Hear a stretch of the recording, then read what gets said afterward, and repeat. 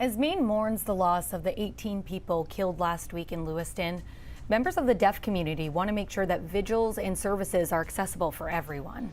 4 people in the deaf community died in Wednesday's violence. Their names are William Brackett, Brian McFarlane, Joshua Seal, and Stephen Vazella. They were all taking part in a cornhole tournament at Shemenji's Bar and Grill when they were killed. Our Lee Goldberg was joined this morning by Tommy Minch, the co-president for Maine Association for the Deaf, and interpreter Marissa Zastro. Tommy, 4 members of your community, which is a relatively small community if you take the grand scope of our state, how impacted is the community over the loss of 4 of their members?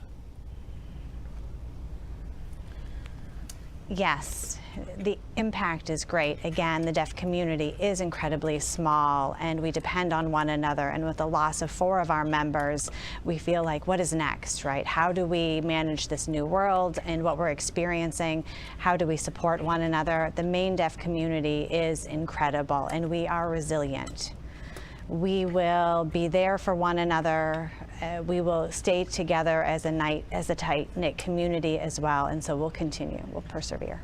How scary and frustrating is it when things happen of a giant proportion and the communication can be harder for your community maybe than for others?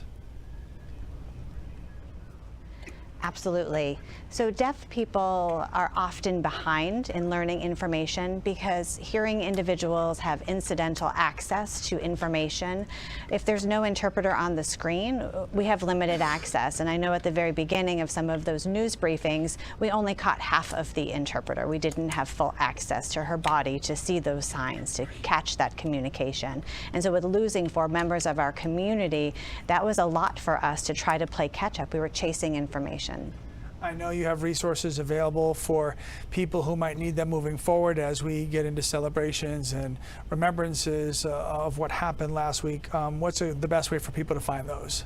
So our websites are shown. The first one is deafmaine.org, and that is one centralized location for all of the resources. So people should visit that website if they're looking for additional supports.